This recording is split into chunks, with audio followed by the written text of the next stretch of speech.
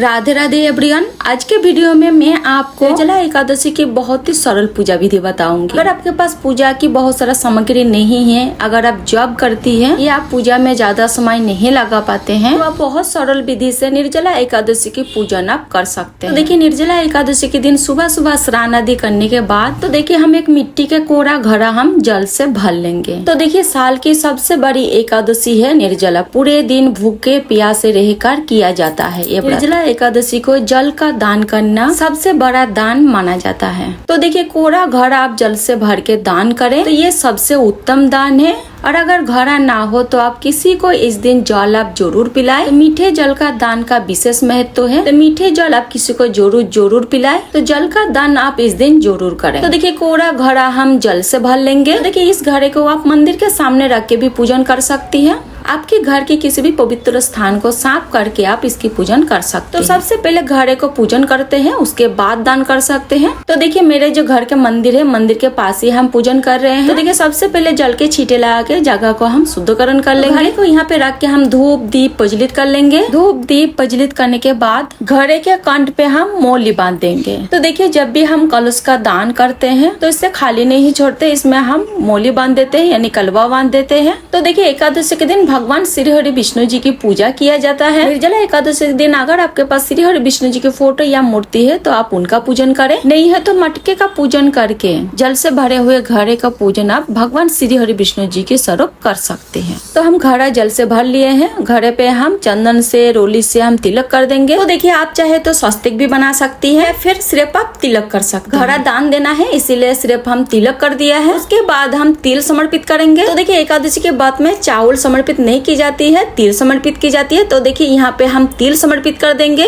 उसके बाद देखिए, मेरे पास फूल है तो हम फूल समर्पित करेंगे। अगर आपके पास फूल है तो आप जरूर समर्पित करें, अगर नहीं है तो आप बगैर फूल का भी पूजन कर सकती है। तो देखिए, निर्जला एकादशी के दिन मीठे जल का दान किया जाता है। तो देखिए, चीनी के 2-4 दाने हम घड़े में डाल देंगे, ज्यादा नहीं डालेंगे। ज्यादा डालने से मेरा घड़ा खराब हो जाएगा, तो 2-4 दाने नहीं डालेंगे। बाकी चीनी प्लेट में या कटोरी में हम घड़े के ऊपर रख देंगे। ज्यादा चीनी आप कितने भी ले सकते हैं। उसके बाद देखिए, घड़े के ऊपर हम एक फल रख देंगे। आप कोई भी ऋतु फल रख सकते हैं। तो देखिए, जेठ का महीना है और गर्मी अपने चरम पर होता है। इस समय बांस का पंखा दान करना बहुत ज्यादा शुभ माना जाता है, क्योंकि इससे शीतलता मिलती है। तो एक बांस का पंखा हम दान करेंगे। साथ ही हम दक्षिणा जरूर समर्पित करेंगे। तो आप अपने सामर्थ्य अनुযাयी दक्षिणा आप जरूर समर्पित करें। तो देखिए, जो भी चीजें हम दान करेंगे वो घड़े के पास ही रखेंगे। तो देखिए, घड़ा, पंखा, चीनी, फल और दक्षिणा हम ये सब चीजें दान करेंगे। अगर आप व्रत किया है तो यहाँ पे बैठ के हम निर्जला एकादशी की कथा सुन लेंगे। तो देखिए, कथा सुनने के लिए 1 लोटा हम जल ले लेंगे और सीधे हाथ में तिल के दाने और फूल ले लेंगे। उसके बाद निर्जला एकादशी के व्रत कथा सुनेंगे। कथा सुनने के बाद हाथ में जो तिल और फूल लिए हैं हम घड़े के नीचे रख देंगे और तिल के दाने हम लोटे में डाल लेंगे। तो देखिए, घड़े को हम भगवान श्री हरि विष्णु जी के स्वरूप पूजन कर रहे हैं। तो देखिए, हम आरती भी कर लेंगे। आरती करने के बाद हाथ जोड़कर पूजा में रही कमियों के लिए क्षमा याचना करेंगे और मेरे परिवार की मनोकामना पूर्ति के लिए भगवान से प्रार्थना करेंगे। तो देखिए, अपने हाथ में थोड़ा सा जल लेना है, यानी सब चीजों को मिनस देना है। तो देखिए, मिनसते कैसे ये भी आपको हम बता दे रहे हैं। मेरा वीडियो शूट नहीं हुआ था, कैमरा ऑफ था, इसीलिए आपको हम बता दे रहे हैं। आप इस तरह से कर सकती हैं। तो आपके हाथ में साड़ी या पल्लू का किनारा हाथ में लेना है, थोड़ी सी जल लेना है और जो भी सामान हम दान करेंगे उसके ऊपर से 3 बार बार देना है। बार देने के बाद हमें प्रणाम करना है, क्योंकि कोई भी चीज हम मिनस के ही दान करते हैं तभी उसका हमें पूरा फल मिलता है। तो देखिए, इस तरह से हमारा निर्जला एकादशी की जो पूजा है पूर्ण हो जाएगी।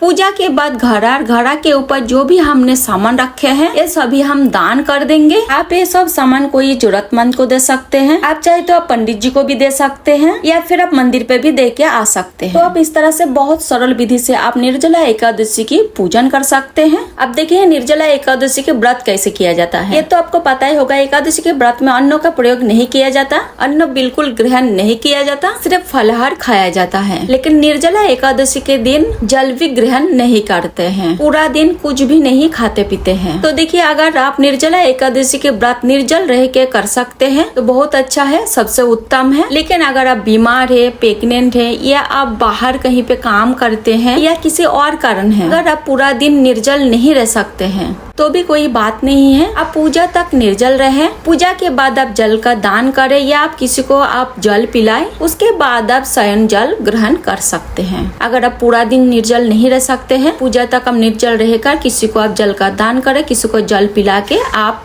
जल ग्रहण कर सकते हैं। ये 2 तरीका है निर्जला एकादशी का व्रत करने के। आप चाहे तो निर्जला एकादशी का व्रत इनमें से किसी भी तरीके से आप कर सकते हैं। इस वर्ष यानी 2025 6 जून को निर्जला एकादशी के व्रत रखा जाएगा और व्रत का पारण है 7 जून सुबह 5:38 से लेकर 7:38 के बीच में आपको पारण कर लेना है। तो पारण करने से पहले आप स्नानादि करें। स्नानादि करने के बाद सूर्य भगवान को 1 लोटा जल अर्घ जरूर दे। उसके बाद आप भगवान श्री हरि विष्णु जी की पूजा करें, या फिर अगर आप लड्डू गोपाल जी की सेवा करते हैं तो आप लड्डू गोपाल जी को जगा लीजिए। उनको स्नानादि करने के बाद उनको आप भोग समर्पित कर दीजिए। उसके बाद आप प्रसाद लेके पारण कर सकते हैं। और जो घड़ा, पंखा, चीनी, दक्षिणा, फल, ये सब चीजें निर्जला एकादशी के दिन पूजा करने के बाद जब दिया शांत हो जाएगा, दिन में किसी भी टाइम पे हम दान कर देंगे। सूर्यास्त से पहले हमें दान करना है। तो देखिए निर्जला एकादशी को साल की सबसे बड़ी एकादशी माना जाता है। अगर आप एकादशी का व्रत शुरू करना चाहते हैं तो निर्जला एकादशी के दिन से एकादशी के व्रत करना बहुत शुभ माना जाता है। तो आप व्रत शुरू कर सकते हैं। अगर आप किसी भी कारण से निर्जला एकादशी का व्रत नहीं कर पा रहे हैं तो भी आप निर्जला एकादशी के दिन जल का दान आप जरूर करें। जल का दान आप किसी को भी कर सकते हैं। किसी गरीब को जल पिला सकते हैं, कोई पंडित जी को भी आप जल पिला सकते हैं, या फिर पशु पक्षियों को भी आप जल पिला सकते हैं।